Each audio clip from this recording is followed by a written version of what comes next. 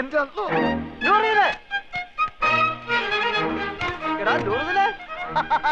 എനിക്കറിയാം നീ സ്റ്റേഷനിൽ വന്ന കാണും തിരക്കിനിടപെട്ട് വട്ടം കറങ്ങിണ്ടാവുന്ന. ഞാനും നിന്നെ പരിധി എവിടെ കാണാൻ? നിന്റെ ഈ മുടിഞ്ഞ കട കണ്ടുപിടിക്കാൻ ഞാൻ എവിടെയൊക്കെ അന്വേഷിച്ചു. നീ നിങ്ങൾക്ക് കുടിക്കാൻ എന്ത് ജ്യൂസാ വേണ്ടിയത്? Grape, pineapple, orange, mango, sathukudi? ഇനി എനിക്ക് എന്തിനാടാ ജ്യൂസ്?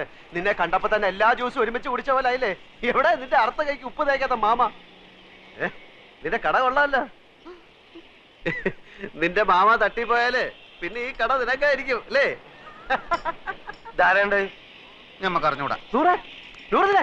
നിനക്ക് എന്നെ മനസ്സിലായില്ലേ? എടാ, ഒരു ബെഞ്ചിലിരുന്ന് പഠിച്ച് ഒരു പാത്രത്തിലുണ്ട് ഒരു സിനിമ 3-4 പ്രാവശ്യം ഒരുമിച്ച് കണ്ടേടാ.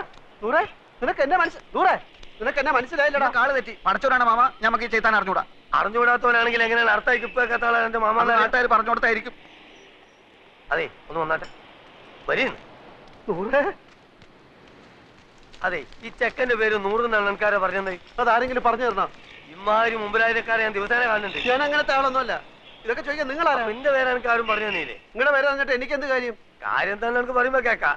നീ ഇപ്പൊ പറഞ്ഞില്ലേ അർത്ഥമാക്കി ഇപ്പൊ കേൾക്കാത്തൊരു മാമനെ പറ്റി? ആ മാമാണ് ഈ മാമ. അയ്യോ മാമ, സോറി മാമ, ഞാൻ അങ്ങനെ ഉദ്ദേശിച്ചൊന്നും പറഞ്ഞല്ല. ഞാൻ ചുമ്മാ പറഞ്ഞതാ. നിർത്തണം നമുക്ക്. ഈ എന്താ നമ്മളെ മാമാന്ന് വിളിക്കണേ? എന്റെ അമ്മ എന്താ നമ്മളെ പെങ്ങളച്ചാ? ഇല്ലാത്ത പരിചയം കാട്ടി ഓരോരോ ഹമാറുകൾ വലിഞ്ഞു കയറും കേരളക്കാരെ പറയിപ്പിക്കാൻ. മേലാൽ എന്റെ പൂടിയന്റെ ചുറ്റുവട്ടത്തിൽ എങ്ങനെ കണ്ടാൽ എന്റെ കാൽ അടിച്ചിട്ട് ഞാൻ എൽഷേപ്പ് ആക്കും. ആ പോ പോ, ഇങ്ങോട്ട് പോ കളവേ.